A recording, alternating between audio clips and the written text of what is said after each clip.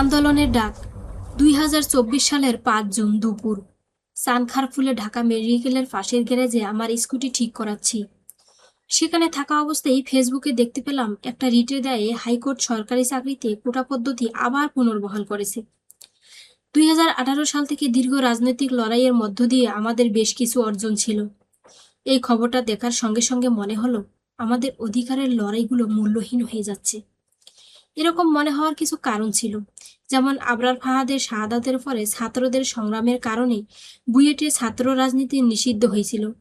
বুয়েটে অন্য কোনো ছাত্র সংগঠনের রাজনীতির অধিকারী ছিল না বলে প্রকারান্তরে ছাত্রলীগের রাজনীতি নিষিদ্ধ হয়। কিছুদিন আগে সেটাও হাইকোর্টের মাধ্যমে ফিরিয়ে আনা হয়েছিল। মনে হচ্ছিল ২০২৪ সালের ৭ জানুয়ারি ডামি নির্বাচনের মধ্য দিয়ে নির্বাচিত হওয়ার পর আওয়ামী লীগ আরও শক্তি নিয়ে আবির্ভূত হয়েছে। ইতিমধ্যে দলটির যে ক্ষতিগুলো হয়েছিল সেগুলোকে পুনঃপ্রতিষ্ঠা করেছে। এটা ছিল আমাদের জন্য খুবই কষ্টকর অনুভূতি, কারণ আমাদের দীর্ঘ লড়াইয়ের অর্জনগুলো বিলীন হয়ে যাচ্ছে। ২০১৮ সালে যখন কোটা সংস্কার আন্দোলন হয়, তখন আমি ঢাকা বিশ্ববিদ্যালয়ের প্রথম বর্ষের শিক্ষার্থী। তখনই কোটা সংস্কার আন্দোলনে অংশ নিয়েছিলাম। সে সময় প্রথম ও দ্বিতীয় শ্রেণীর চাকরিতে কোটা প্রথা বাতিল ছিল ছাত্রদের উল্লেখযোগ্য একটি অর্জন। আবরার ফাহাদের আত্মত্যাগের মধ্য দিয়ে বুয়েটের ছাত্র রাজনীতি অর্থাৎ ছাত্রলীগের রাজনীতি নিষিদ্ধ হয়েছে। এটাও শিক্ষার্থীদের লড়াইয়ের ফসল। এসব অর্জন একের পর এক মুছে দেওয়া হচ্ছিল। কোনো বিরোধী দল ছাড়াই ৭ জানুয়ারির পাতানো নির্বাচনের মধ্য দিয়ে শেখ হাসিনা চূড়ান্ত ক্ষমতার অধিকারী হয়ে গিয়েছিলেন। সব মিলিয়ে মনে হচ্ছিল আমরা চূড়ান্তভাবে পরাজিত হয়ে যাচ্ছি। রাজনৈতিক দলগুলোকেও গণতন্ত্র পুনরুদ্ধারের আন্দোলনে আমরা বারবার পরাজিত হতে দেখছিলাম। ঈদের পরে আন্দোলন একটা ট্রোলে পরিণত হয়েছিল। সব মিলিয়ে ফ্যাসিবাদ ও একনায়কতন্ত্রের বিরুদ্ধে আমাদের যে গণতান্ত্রিক লড়াই, তাতে পরাজিত হতে হতে একদম দেয়ালে পিঠ ঠেকে যাওয়ার মতো পরিস্থিতি তৈরি হচ্ছিল। ৫ জুন কোটা পুনর্বহালের রায় দেখার সঙ্গে সঙ্গেই আমি ফেসবুকে এক পোস্টে লিখি, আমাদের সব অর্জন একে একে বিলীন হয়ে যাচ্ছে এবং আওয়ামী লীগ আরও বড় দৈত্যরূপে হাজির হচ্ছে। কিছুক্ষণের মধ্যে আব্দুল হান্নান মাসুদ, বর্তমানে বৈষম্য বিরোধী ছাত্র আন্দোলনের মুখ্য সংগঠক, আমাকে ফোন করে বলল, ভাই, এটা নিয়ে কি কিছু করা যায়? তখন বিকেল। গ্যারেজ থেকে স্কুটি ঠিক করে আমি ঢাকা বিশ্ববিদ্যালয়ের কেন্দ্রীয় লাইব্রেরির সামনে গেলাম। সেখানে নাহিদ ইসলাম বর্তমানে অন্তর্বর্তী সরকারের উপদেষ্টা, রিফাত রশিদ বর্তমানে বৈষম্য বিরোধী ছাত্র আন্দোলনের নির্বাহী কমিটির সদস্য এবং হাসিব আল ইসলাম বৈষম্য বিরোধী ছাত্র আন্দোলনের সাবেক সমন্বয়ক ছিলেন। মূলত গণতান্ত্রিক ছাত্র শক্তির নেতৃবৃন্দ প্রাথমিকভাবে সেখানে একত্র হই। আমরা আলাপ করছিলাম কিভাবে হাইকোর্টে দেয়া কোটা পুনর্বহালের রায়ের প্রতিবাদ করা যায়। এরই মধ্যে বিশ্ববিদ্যালয় কেন্দ্রিক ফেসবুক গ্রুপগুলোতে কোটা পুনর্বহালের বিষয়টি নিয়ে তুমুল আলোচনা শুরু হয়েছে। তবে কর্মসূচি নিয়ে সেখানে কেউ আলাপ করছিল না। বিড়ালের গলায় ঘণ্টা বাঁধবে কে, এমন একটা পরিস্থিতি। আমরা আলোচনা করে সিদ্ধান্ত নিলাম তাৎক্ষণিক একটা প্রতিক্রিয়া দেখানো দরকার। সাধারণত যখন কোনো কর্মসূচিতে জমায়েত কম হওয়ার সম্ভাবনা থাকে, তখন আমরা সন্ধ্যায় সেই কর্মসূচি দিই। এতে ২০ থেকে ২৫ জন মানুষ স্লোগান দিলেও জনবলের ঘাটতিটুকু চোখে পড়ে না। মনে হয় বড় কর্মসূচি হচ্ছে।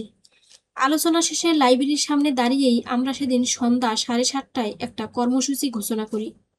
নিজেদের ফেসবুক প্রোফাইল এবং বিশ্ববিদ্যালয়ের গ্রুপগুলো সহ অনলাইনে কর্মসূচির প্রচারণা শুরু হয়। স্কুটিতে করে আমি নীলক্ষেতে চলে যাই। সেখান থেকে কর্মসূচি সফল করার জন্য লিফলেট, ব্যানার, ফেস্টুনের কাগজ, আর্ট পেপার ও মার্কার পেন নিয়ে আসি। লাইব্রেরির সামনে যখন ফেস্টুন আর প্লাকার্ড প্রস্তুত করছি, তখন আমাদের মধ্য থেকে ৩-৪ জনকে ঢাকা বিশ্ববিদ্যালয়ের লাইব্রেরির ভিতরে পাঠানো হয়। ২০১৮ সালের কোটা সংস্কার আন্দোলনে আমাদের একটা অভিজ্ঞতা ছিল। বিসিএস বা সরকারি চাকরি প্রত্যাশীদের বেশিরভাগই লাইব্রেরিতে পড়াশোনা করে বলে সেখানে এ ধরনের কর্মসূচিতে জমায়েত বেশি হয়। লাইব্রেরিতে চাকরি প্রত্যাশী এবং অন্য শিক্ষার্থীদের কর্মসূচিতে যোগ দেওয়ার জন্য আহ্বান জানানো হয়। খুব যে বেশি সাড়া পাবো সেই প্রত্যাশা আমাদের ছিল না, কিন্তু ৫ জুন ভালোই সাড়া পাওয়া গেল। ৫-৬০০ শিক্ষার্থী আন্দোলনে নেমে এলেন। সেদিন আমরা ক্যাম্পাসে একটা মিছিল করে লাইব্রেরির সামনে এসে বক্তব্যের মধ্য দিয়ে কর্মসূচি শেষ করি। আন্দোলনটা আমাদের দীর্ঘ সময় ধরে করতে হতে পারে বলে সেখানেই আমরা উন্মুক্ত স্বেচ্ছাসেবক আহ্বান করি। সে আহ্বানে ২৫ থেকে ৩০ জন সাড়া দেন। পরে তাদের নিয়ে সমাজবিজ্ঞান চত্বরে দাঁড়িয়ে আমরা আলোচনা করি কিভাবে সামনের দিনের কর্মসূচিগুলো বাস্তবায়ন করা যেতে পারে। এই সময়টাতে আমাদের কোন গ্রুপের সঙ্গে আরও কয়েকজন এসে যুক্ত হন। যারা আন্দোলনের নেতৃত্ব দিতে পারবেন এবং নীতি নির্ধারণে অংশগ্রহণ করতে আগ্রহী। সায়েন্স লাইব্রেরিকে কিভাবে এই আন্দোলনে সংযুক্ত করা যায় এ বিষয়টি নিয়েও সেদিন আলোচনা হয়। হলে শিক্ষার্থীদের সঙ্গে যুক্ত করা এবং পরদিন থেকে আন্দোলন পরিচালনার কৌশল ইত্যাদি বিষয়েও সেখানে কথা হয়। প্রাথমিক আলোচনা শেষে অন্যরা চলে যাওয়ার পর নাহিদ ইসলাম সহ আমরা আলোচনা করি এই আন্দোলনের রাজনৈতিক চেহারাটা কিরকম হতে পারে। আমরা দীর্ঘদিন ক্যাম্পাসে ছাত্র রাজনীতি ও বিভিন্ন ধরনের তৎপরতার সঙ্গে জড়িত ছিলাম। ছাত্রশক্তি নতুন ও ছোট সংগঠন হওয়ায় অনেক ঝুঁকির বিষয় ছিল। প্রাথমিক আলোচনা শেষে অন্যরা চলে যাওয়ার পর নাহিদ ইসলাম সহ আমরা আলোচনা করি এই আন্দোলনের রাজনৈতিক চেহারাটা কিরকম হতে পারে। আমরা দীর্ঘদিন ক্যাম্পাসে ছাত্র রাজনীতি ও বিভিন্ন ধরনের তৎপরতার সঙ্গে জড়িত ছিলাম। ছাত্রশক্তি নতুন ও ছোট সংগঠন হওয়ায় অনেক ঝুঁকির বিষয় ছিল। নির্দিষ্ট মানুষজন হওয়ায় আমাদের আঘাত করা বা লক্ষ্যবস্তু বানানোটা খুব সহজ। আমাদের ধারণা ছিল আমাদের টার্গেট করে দমিয়ে দিতে পারলে বাকিদেরও থামিয়ে দেওয়া ছাত্রলীগের জন্য সহজ হবে। ক্যাম্পাসে তখন যে পরিস্থিতি তাতে এই বিষয়টা সবসময় মাথায় থাকতো। এসব বিবেচনায় নিয়ে আমরা আলোচনা করি কৌশলে কিভাবে আন্দোলনে এগোনো যায়, কিভাবে প্রয়োজনে পরিচিত মুখগুলোকে পিছনে রেখে অপেক্ষাকৃত কম পরিচিতদের সামনে রাখা যায় যাতে আমরা টার্গেট না হই এবং আন্দোলনের নেতারা কোনো ট্যাগিং কালচারের শিকার না হন। সব আন্দোলনকে তখন নানা রকমের ট্যাগ দেওয়া হতো, শিবির, মৌলবাদী, জঙ্গি ইত্যাদি। ছাত্রশক্তি বলে ট্যাগ দিয়ে যাতে আন্দোলনের কোনো ক্ষতি করতে না পারে, কোটা পুনর্বহালের রায় যাতে আমরা বাতিল করতে পারি, সেটাই ছিল মূল লক্ষ্য। প্রথম থেকে দাবি ছিল 2018 সালের প্রজ্ঞাপন পুনর্বহাল করা। তবে 2018 সালে শুধু প্রথম ও দ্বিতীয় শ্রেণীর চাকরিতে কোটা বাতিল করা হলেও তৃতীয় ও চতুর্থ শ্রেণীতে কোটা ঠিকই বহাল ছিল। আমাদের মধ্যে আলোচনা হয় আসলে এই বৈষম্য নিরসন করতে হলে সব শ্রেণীর চাকরির ক্ষেত্রে একই দাবি হওয়া উচিত। আন্দোলনে অংশগ্রহণ বাড়ানোর জন্য এটা গুরুত্বপূর্ণ সিদ্ধান্ত ছিল। চাকরির খাত খুবই অপ্রতুল হওয়ায় জাতীয় বিশ্ববিদ্যালয়, ঢাকার 7 কলেজ এবং পাবলিক বিশ্ববিদ্যালয়ের অনেক শিক্ষার্থী তৃতীয় ও চতুর্থ শ্রেণীর চাকরির প্রত্যাশী থাকে। সেই প্রত্যাশা থেকে সবাইকে যুক্ত করা এবং প্রকৃতপক্ষে বৈষম্য নিরসন করতে সব শ্রেণীর কোটা সংস্কারের আকাঙ্ক্ষাকে আন্দোলনের রূপ দেয়া নিয়ে আলোচনা করা হয়। বিষয়টি নিয়ে তখন ফেসবুকেও এক ধরনের বিভাজন দেখা যায়। অধিকাংশেরই মতামত কোটা বৈষম্যের বিষয়টি সার্বিক দৃষ্টিকোণ থেকে দেখা উচিত। আমরা জানতাম 5 জুনের পর বেশি দিন ক্যাম্পাস খোলা থাকবে না, কারণ সামনে ঈদুল আজহা। তাই ঈদের পর আবার আন্দোলন শুরু করতে যা যা করা প্রয়োজন তা করতে হবে। তখনই কোনো কমিটি না করে আমরা স্বতঃস্ফূর্তভাবেই আন্দোলনটা এগিয়ে নিতে চেয়েছি। ক্যাম্পাসের বাইরেও অনলাইনে বৃহত্তর জনমত গঠনের দিকে বেশি নজর দেওয়া হয়েছিল। 6 জুন আমরা একটা কর্মসূচির ডাক দেই।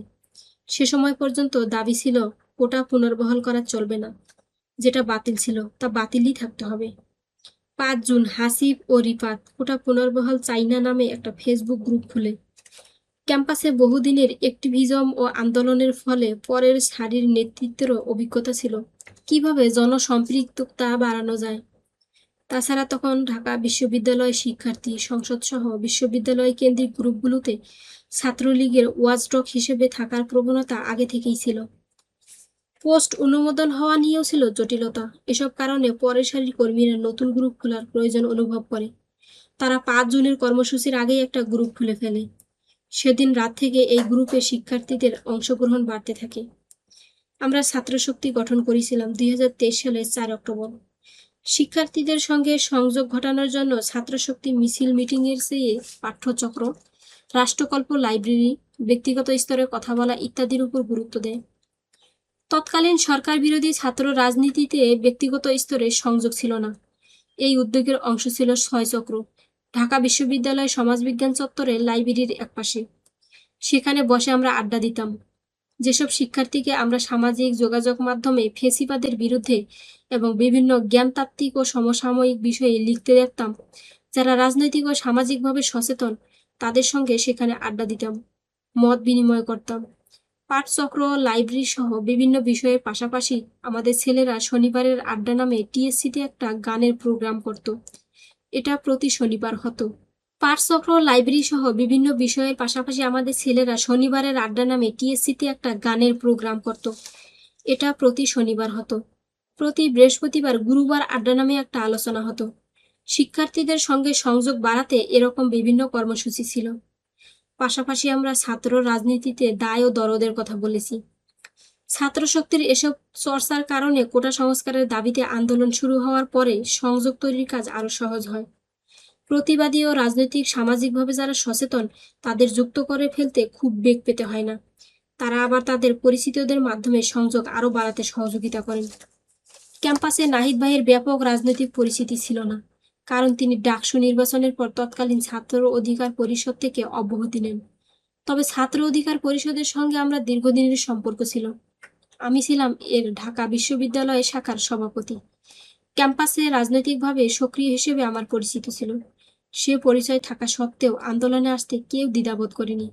ব্যক্তিগত সম্পর্ক, বোঝাপড়া, রাষ্ট্র সমাজ নিয়ে আলোচনা, পাঠচক্র ইত্যাদির কারণে শিক্ষার্থীরা স্বাচ্ছন্দ্য বোধ করেছে এবং আমাদের আহ্বানে সাড়া দিয়েছে। সে সময়কার বাস্তবতায় সরাসরি রাজনীতির সঙ্গে যুক্ত কাউকে সামনে রেখে আন্দোলন করা সাধারণ শিক্ষার্থীদের জন্য সহজ ছিল না। ঢাকা বিশ্ববিদ্যালয়ের হলগুলো ছাত্রলীগের দখলে থাকা সত্ত্বেও ছাত্রলীগের অনেকেই, বিশেষ করে যারা হলের লাইব্রেরিতে পড়ত, আন্দোলনে যুক্ত হয়। কোটা সংস্কারের দাবি ছিল মূলত ভাতের দাবির মতো। একদিকে বেকারত্ব, অন্যদিকে শিক্ষার্থীদের আন্দোলনের অর্জন, কোটামুক্ত বিসিএস কেড়ে নেওয়ার সবাই বিক্ষুব্ধ ছিল। প্রতিবাদে অংশগ্রহণের সুযোগ পায়। স্বাভাবিকভাবেই প্রথম দিকে অংশগ্রহণ অতটা ব্যাপক ছিল না। কেউ বুঝে উঠতে পারেনি আন্দোলন আদৌ সফল হবে কিনা। এর মধ্যে বুয়েটে আবার ছাত্র রাজনীতি চালু হওয়ায় সবার মধ্যে ভীতি কাজ করছিল। কোটা পুনর্বহালের পর থেকে তৎকালীন সরকারের অনুগত ও সমর্থকেরা বলতে শুরু করলো এটা আদালতের বিষয়। বিচারাধীন বিষয় নিয়ে আন্দোলন করা আদালত অবমাননার শামিল। এ ধরনের একটা চাপ এবং ক্যাম্পাসের সার্বিক মনস্তাত্ত্বিক অবস্থা দ্বিধাবিভক্ত থাকায় আন্দোলনে অনেক বেশি মানুষ যুক্ত হবে। শুরুতে এমন প্রত্যাশা আমাদের ছিল না, তবে শিক্ষার্থীদের চাপা ক্ষোভের কারণে বেশ ভালো সংখ্যায় আন্দোলনকারী যুক্ত হয়। ছাত্রলীগের হামলা এবং আন্দোলনকারীদের ট্যাগ দিয়ে দমন করা নিয়ে অনেকে উদ্বিগ্ন ও শঙ্কিত ছিল। তবে দাবিটা ভাতের সঙ্গে সম্পর্কিত হওয়ায় আন্দোলনে ভালো একাত্মতা গড়ে ওঠে। 6 জুন থেকেই কর্মসূচিগুলোতে ব্যাপক সাড়া পড়ে যায় এবং জমায়েত ঘটতে থাকে। সার্জিস আলম, বর্তমানে জাতীয় নাগরিক কমিটির মুখ্য সংগঠক, ও হাসনাত আবদুল্লাহ সহ বর্তমানে বৈষম্য বিরোধী ছাত্র আন্দোলনের আহ্বায়ক অনেকেই এদিন থেকে আন্দোলনে যুক্ত হন। তারা সায়েন্স লাইব্রেরিতে পড়তেন। কোটা পুনর্বহাল চাই না গ্রুপের মাধ্যমে 7 কলেজ সহ অন্যান্য বিশ্ববিদ্যালয়ের শিক্ষার্থীরাও আন্দোলনে যুক্ত হয়। এছাড়া একসময়ে ছাত্র অধিকার পরিষদের সঙ্গে সংযুক্ত থাকার কারণে সব কলেজের রাজনীতি সচেতন শিক্ষার্থীদের সঙ্গে আমার সম্পর্ক পরিচিত ছিল। কিভাবে আন্দোলন জোরদার করা যায় সে ব্যাপারে তাদের কাছ থেকে আমি ব্যক্তিগতভাবে মতামত নিয়েছি। বিভিন্ন শিক্ষা প্রতিষ্ঠানে আলাদাভাবে কর্মসূচি দেওয়া হয়। অনেকে প্রেস ক্লাবেও কর্মসূচি করেছেন। এভাবেই ঢাকা বিশ্ববিদ্যালয়ের বাইরে বিভিন্ন শিক্ষা প্রতিষ্ঠানে আন্দোলন ছড়িয়ে পড়ে। কোটা পুনর্বহাল চাই না নামে জাহাঙ্গীরনগর বিশ্ববিদ্যালয়ে ছাত্রশক্তির নেতাকর্মীদের উদ্যোগে ফেসবুক গ্রুপ খোলা হয়। সেখানেও কর্মসূচি পালিত হয়। পাশাপাশি অন্য বিশ্ববিদ্যালয়গুলোতেও কোটা সংস্কারের দাবি প্রকট হয়ে ওঠে। তবে আমরা অন্য কথা ভাবছিলাম। আমাদের ভাবনা ছিল ঈদের ছুটি শেষে ক্যাম্পাস খোলার আগ পর্যন্ত আন্দোলনটাকে কিভাবে বাঁচিয়ে রাখা যায়। 6 জনের কর্মসূচির পর এ বিষয়ে আলোচনা হয়। 7 ও 8 জন সাপ্তাহিক ছুটি দিনে আমাদের কোনো কর্মসূচি ছিল না। এই 2 দিন আমরা জনসংযোগ করি। আন্দোলনে শিক্ষার্থীদের অংশগ্রহণ বাড়াতে হল ও লাইব্রেরিতে চাকরির জন্য পড়াশোনা করেন এবং কোনো রাজনৈতিক পরিচিতি নেই এমন শিক্ষার্থীদের সাহায্য নেই। তারা হলেন রিডিং রুমে গিয়ে মৌখিকভাবে শিক্ষার্থীদের আন্দোলনে আসতে অনুরোধ করেন। নিজেদের বন্ধুদেরও বলেন। 9 জুন আমাদের একটা বিক্ষোভ মিছিল ছিল। মিছিল শেষে আমাদের প্রতিনিধি দল অ্যাটর্নি জেনারেলের কার্যালয়ে গিয়ে রিটের বিষয়ে তাদের পেটিশন করার আহ্বান জানিয়ে স্মারকলিপি দেয়। সবাই কোটা সংস্কারকে আদালতের বিষয় বলছিল বলে আমরা আন্দোলনের পাশাপাশি আইনি উদ্যোগগুলোও অব্যাহত রাখছিলাম। সেদিন রাজু ভাস্কর্যের সমাবেশ থেকে আমরা আলটিমেটাম দিই। 30 জুন পর্যন্ত ক্যাম্পাস বন্ধ থাকছে বলে আন্দোলনের কৌশল হিসেবে সেই দিন পর্যন্ত আলটিমেটাম দিয়ে বলি যে এই সময়ের মধ্যে কোটা পুনর্বহালের রায় বাতিল করতে হবে, তা না হলে আমরা আবার আন্দোলনে যাব।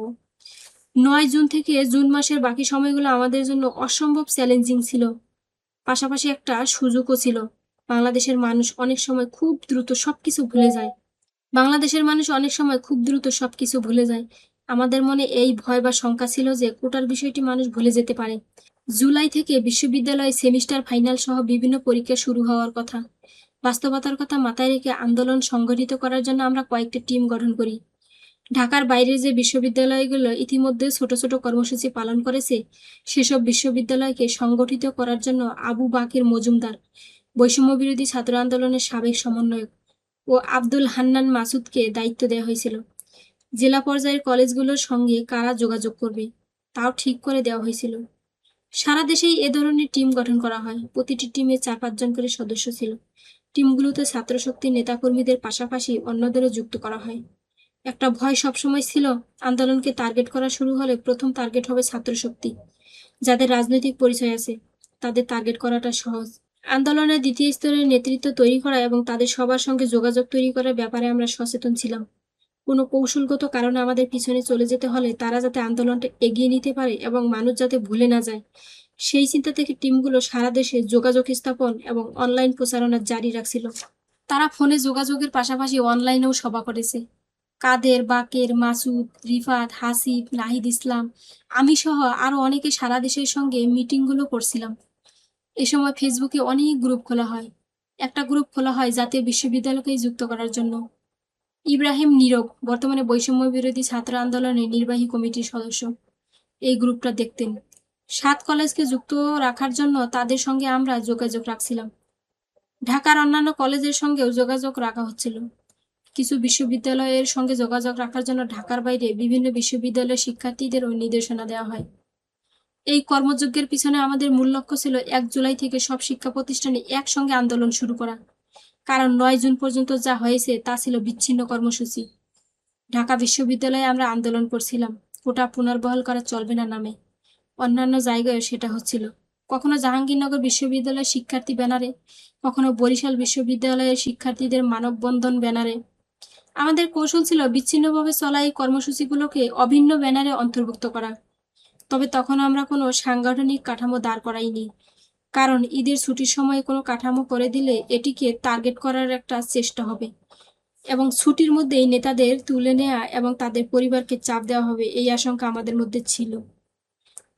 আমাদের কয়েকজনের নামে রাজনৈতিক মামলাও ছিল। পুরনো মামলার জেরে আমাদের জেলে নিয়ে যাওয়া খুব সহজ হতো। 5 থেকে 9 জুন পর্যন্ত প্রথম দিকের কর্মসূচিগুলোতে আমাদের কৌশল ছিল এক এক দিন এক একজন সামনে আসা। নেতৃত্বের পরিবর্তন হতে থাকলে সুনির্দিষ্ট কাউকে লক্ষ্যবস্তু বানানো কঠিন।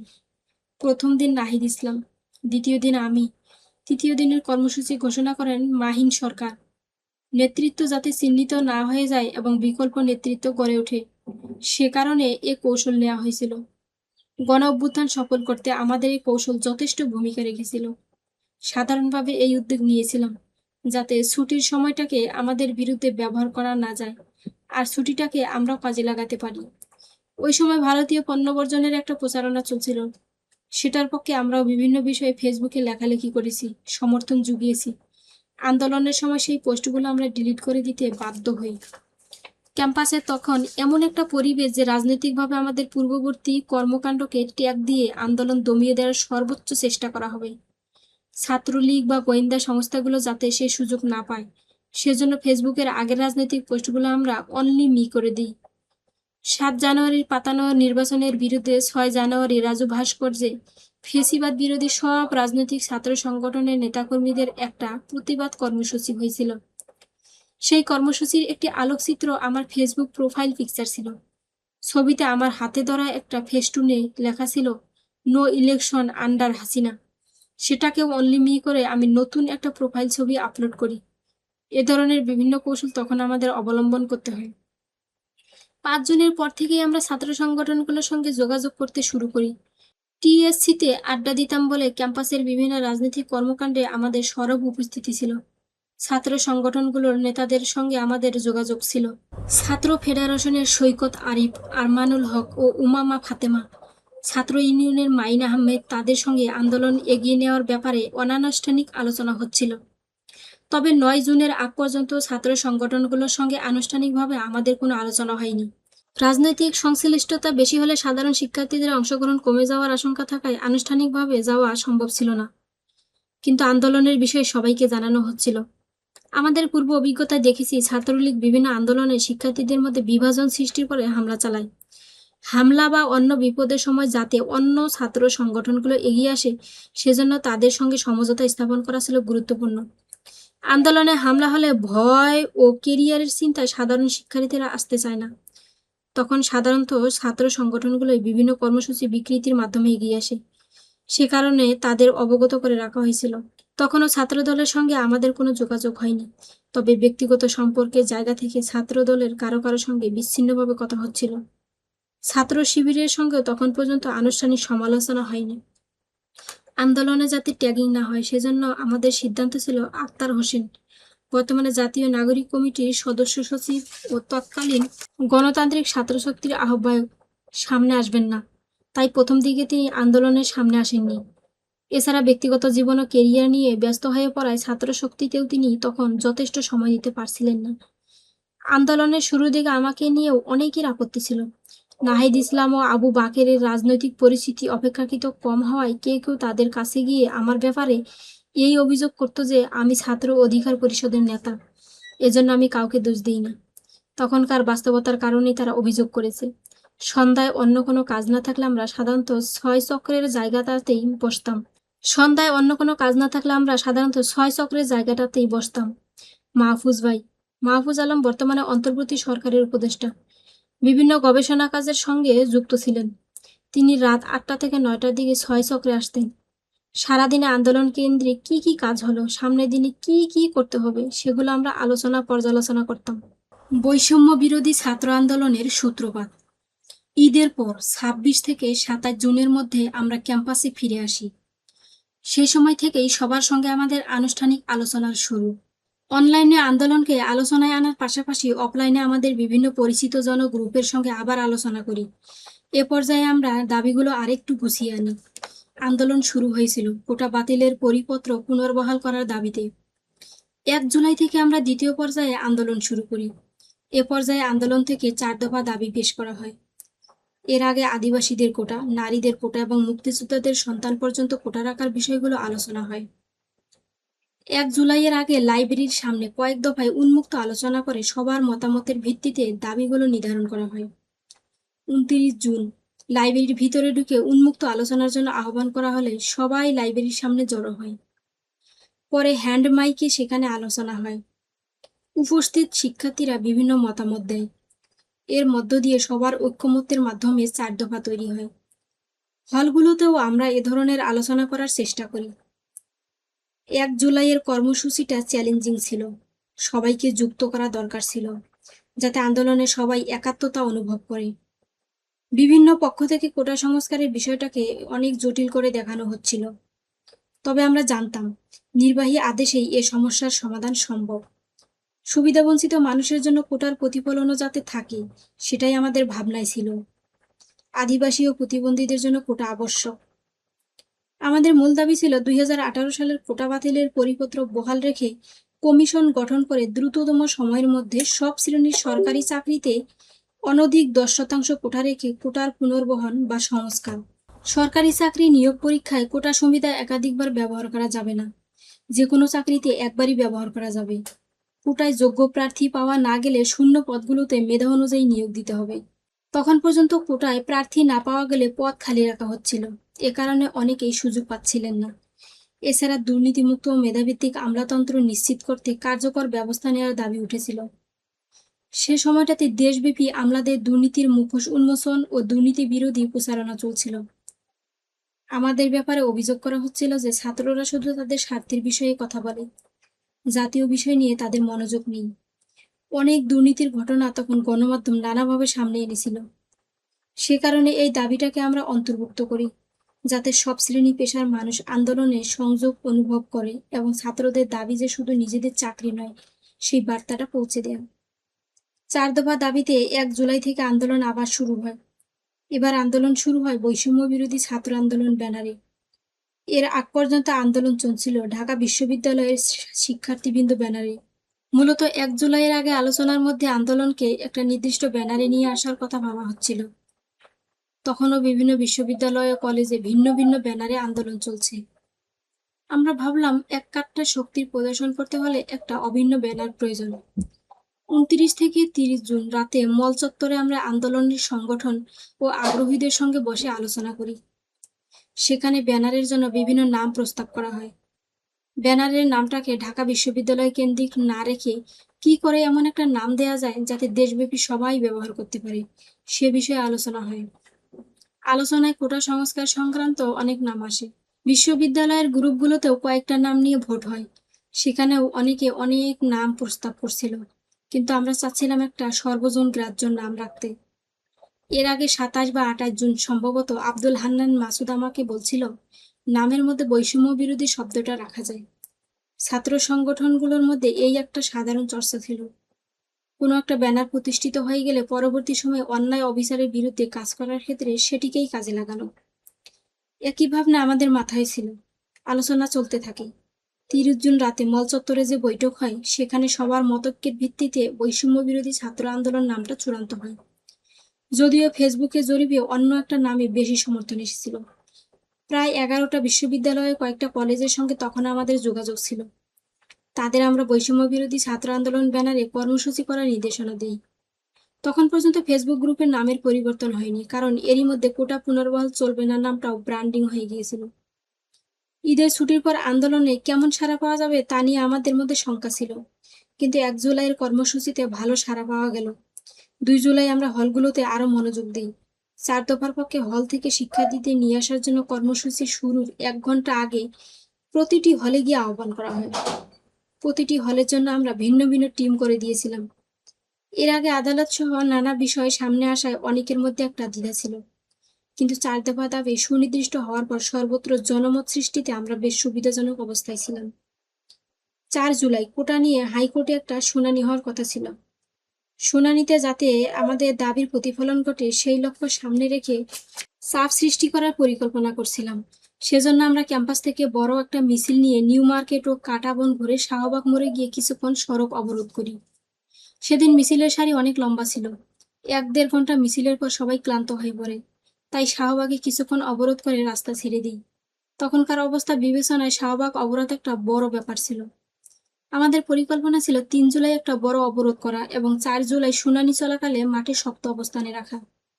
কিন্তু এ ঘোষণা আমরা আগেভাগে দেইনি, তাহলে আমাদের হয়তো শাহবাগে যেতেই দেওয়া হতো না। তার আগে আমাদের 2 জুলাইয়ের সকল কর্মসূচিতে ঢাকা কলেজ, ইডেন মহিলা কলেজ, বেগম বদরুন্নেসা সরকারি মহিলা college, Sheikh Burhanuddin post graduate college সহ 7 কলেজের শিক্ষার্থীরাও যুক্ত হয়। সেদিন আমরা একটা বড় মিছিল করতে পারি। 3 জুলাই আবার আমরা শাহবাগ অবরোধ করি। এই কর্মসূচি শুরুর আগেই খবর পেয়েছিলাম বিভিন্ন জায়গা থেকে শিক্ষার্থীদের আসতে ছাত্রলীগ বাধা দিচ্ছে। সংঘর্ষ এড়ানোর জন্য আমরা সেগুলোকে সেভাবে বলাটাকে এড়িয়ে চলি। সেদিন 3-4 ঘন্টা আমরা শাহবাগে অবস্থান কর্মসূচি পালন করি। বারবার পুলিশ এসে আমাদের উঠিয়ে নেওয়ার জন্য সমঝোতার চেষ্টা করছিল। বারবারই তারা বলছিল এখন উঠে না গেলে ব্যবস্থা নেওয়া হবে, কাঁদানে গ্যাস, টিয়ার শেল ছোড়া হবে ইত্যাদি। আমাদের কর্মসূচিতে মেয়েদের অংশগ্রহণ ছিল ব্যাপক। আন্দোলনের সফলতার একটা বড় কারণ মেয়েদের স্বতঃস্ফূর্ত অংশগ্রহণ। মেয়েদের নিরাপত্তা নিয়ে তাদের মধ্যে উদ্বেগ ছিল। তবু আমরা অবস্থান কর্মসূচিতে অনড় থাকি। পরদিন হাইকোর্টের রায়কে প্রভাবিত করার জন্য আমরা বার্তা দিতে চেয়েছিলাম, যাতে রায়টা শিক্ষার্থীদের পক্ষেই আসে। 4 জুলাই হাইকোর্টে শুনানি হওয়ার কথা, তাই আমরা সেদিন শিক্ষা অধিকার চত্বর অবরোধের বিষয়ে আলোচনা করি। আন্দোলনের মধ্যে কেউ যদি আদালতের দিকে একটা ঢিল ছুঁড়ে বা ফটক ভেঙে বিশৃঙ্খলা সৃষ্টি করে, এমন আশঙ্কা থেকে শিক্ষা অধিকার চত্বর অবরোধের সিদ্ধান্ত থেকে আমরা সরে আসি। মিছিল হাইকোর্ট এলাকার সড়ক দিয়ে ঘুরে শাহবাগে আসে। 4 জুলাই 5-6 ঘন্টা শাহবাগ অবরোধ করা হয়। ধীরে ধীরে আন্দোলনের পরিধি বাড়তে থাকে। আরো বেশি শিক্ষা প্রতিষ্ঠানে আন্দোলন ছড়িয়ে পড়ে। আমরা যখন শাহবাগ অবরোধ করি, জাহাঙ্গীরনগর বিশ্ববিদ্যালয়ের শিক্ষার্থীরা তখন অবরোধ করেছিল ঢাকা থেকে আরিচা মহাসড়ক, যা কৌশলগতভাবে খুব গুরুত্বপূর্ণ ছিল। উত্তরবঙ্গ থেকে ঢাকার প্রবেশপথ বন্ধ হয়ে যাওয়ায় আন্দোলনের প্রতি মানুষের নজর কাড়া সহজ হয়। সরকারও আন্দোলনকে গুরুত্ব দিতে বাধ্য হয়। আন্দোলন থেকে ক্লাস পরীক্ষা বর্জনের আহ্বান জানানো হয়। এতেও শিক্ষার্থীরা স্বতঃস্ফূর্তভাবে সাড়া দেয়। 1 জুলাই থেকে সর্বজনীন পেনশনের প্রত্যয় স্কিম বাতিলের দাবিতে শিক্ষকেরাও ক্লাস পরীক্ষা বর্জন করছিলেন। শিক্ষকদের সঙ্গে বিক্ষিপ্তভাবে আমাদের আলোচনা হচ্ছিল, কিন্তু ঢাকা বিশ্ববিদ্যালয় শিক্ষক সমিতি ছিল আওয়ামী লীগপন্থী নীল দলের নিয়ন্ত্রণে। তবু আমরা বারবারই আন্দোলন থেকে শিক্ষকদের আন্দোলনের সমর্থন জানাচ্ছিলাম, যাতে তারাও আমাদের প্রতি সমর্থন জানান। তবে আমাদের আন্দোলন নিয়ে তারা বরাবরই নীরব ছিলেন। শিক্ষকদের আন্দোলনের কারণে আমাদের আন্দোলনে শিক্ষকদের পক্ষ থেকে সেভাবে বাধা আসেনি। নইলে দেখা যেত কোনো আন্দোলনে অংশ নিলে শিক্ষকেরা শিক্ষার্থীদের চিহ্নিত করে রাখতেন। পরে তারা পরীক্ষায় নম্বর কমিয়ে দেওয়ার মতো ঘটনা ঘটত। ফলে শিক্ষার্থীদের অনেকে ভয়ে আন্দোলনে অংশ নিত না। শিক্ষকেরাও তখন আন্দোলনে থাকায় অত্যন্ত এই ব্যাপারগুলো ঘটেনি। আমাদের জন্য আকস্মিকভাবে একটা ইতিবাচক বিষয় ঘটল। কর্মসূচিগুলোতে আমরা ব্যাপক সাড়া পাই। প্রতিটি বিভাগের প্রতিটি ব্যাচের শিক্ষার্থীরা 4 থেকে 5 জুলাইয়ের মধ্যে অভিন্ন বিজ্ঞপ্তি দিয়ে বৈষম্য বিরোধী ছাত্র আন্দোলনের ক্লাস পরীক্ষা বর্জনের আহ্বানের সঙ্গে একাত্মতা জানায়। এটা অন্যান্য বিশ্ববিদ্যালয়েও ব্যাপক সাড়া ফেলে। সামাজিক যোগাযোগ মাধ্যমে বিষয়টি তুমুল প্রচার পায়। নিজ বিভাগে নিজের ব্যাচে ক্লাস পরীক্ষা বর্জন করার জন্য আমরা শিক্ষার্থীদের আহ্বান জানিয়েছিলাম। আমাদের টিম প্রত্যেক শ্রেণী প্রতিনিধির সঙ্গে কথা বলছিল। এক ব্যাচ যখন একাত্মতা জানায় তখন অন্য ব্যাচগুলোর উপর চাপ তৈরি হয়। আবার এক বিভাগ যখন সংহতি জ্ঞাপন করে তখন অন্য বিভাগের শিক্ষার্থীদের উপর চাপ তৈরি হয়। কোন কোন বিভাগ ক্লাস পরীক্ষা বর্জন করেছে আমরা ফেসবুকে তার হালনাগাদ তালিকা প্রকাশ করছিলাম। বলছিলাম এতটা বিভাগ বর্জন করলো, বাকিদের কি খবর? এরপর বাকিরাও ক্লাস পরীক্ষা বর্জনে সামিল হলো। শিক্ষার্থীদের যুক্ত করার কৌশল হিসেবে এটি খুবই কার্যকর পদক্ষেপ ছিল। এতে ব্যাপক সাড়া পাওয়া যায়। এসব কর্মসূচি নির্ধারণের ক্ষেত্রে নিজেরাই আলোচনা করে সিদ্ধান্ত নিয়েছি। আন্দোলনের পূর্ব অভিজ্ঞতা থাকার কারণে আমাদের মধ্যে এসব বিষয়ে একটা বোঝাপড়া স্বয়ংক্রিয়ভাবেই থাকতো। আন্দোলনে অংশ নেওয়া বাকিদের অভিজ্ঞতা কম থাকায় দেখা যেত আমরা যেটা বলছি সেটাই বাস্তবায়িত হচ্ছে। মাঠের কর্মসূচির কৌশলগত বিষয়গুলোতে মাহফুজ আলমের তেমন কোনো সংশ্লিষ্টতা না থাকলেও আভ্যন্তরীণ বহু বিষয়েই তিনি দেখতেন। আন্দোলনে কারা কারা আসছেন এ ধরনের অনেক বিষয় আমাদের দেখার মতো সময় ছিল না। প্রথম দিকে শুধু ক্রাউড ফাইন্ডিং এর মাধ্যমে কর্মসূচি বাস্তবায়ন করা হলেও পরবর্তী পর্যায়ে মাঠের কর্মসূচিতে অর্থ সংস্থানের ঘাটতি দেখা যায়। কর্মসূচির খরচ দিন দিন বাড়তে থাকে। পানি, মাইক ভাড়া, ব্যানার ইত্যাদির জন্য ক্যাম্পাসের সিনিয়র এবং বিভিন্ন ছাত্র সংগঠনের কাছ থেকে সহযোগিতা চাওয়া শুরু করি। তারা তাদের সামর্থ্য অনুযায়ী সহযোগিতা করতে থাকলো। কোনো সংগঠন হয়তো রিকশায় করে পানি নিয়ে এসে শিক্ষার্থীদের দিচ্ছে, কেউ আবার মাইক ভাড়ার দায়িত্বটা নিচ্ছে। এভাবেই চলছিল সব। কর্মসূচির সময় মাহফুজ আলম ও আক্তার হোসেন মঞ্চের পিছনেই থাকতেন। কোনো পরামর্শের প্রয়োজন হলে আমরা যেতাম। আবার বলার মতো কিছু থাকলে তারা নিজেরাই এসে আমাদের সঙ্গে কথা বলতেন। বাইরের সঙ্গে যোগাযোগ, যেমন কি হচ্ছে, ছাত্রলীগ হামলা করতে আসছে কিনা, পুলিশের অবস্থান কোথায়, এ ধরনের খোঁজখবর রাখতেন মাহফুজ আলম ও আক্তার হোসেন। তারা আশপাশেই থাকতেন। নীতি নির্ধারণের জন্য আমাদের 25 জনের একটা গ্রুপ ছিল। সেখানে বিশ্বস্ত সংগঠকেরা ছিলেন। নিজেদের আলোচনা যাতে ফাঁস না হয় সেটা নিশ্চিত করা জরুরি ছিল। সেখানে যে সিদ্ধান্তগুলো হতো তা অন্যান্য প্রতিষ্ঠানের সঙ্গে সমন্বয় করার কাজটা তারা করত, যাতে একই দেশে সারা দেশে কর্মসূচি পালিত হয়।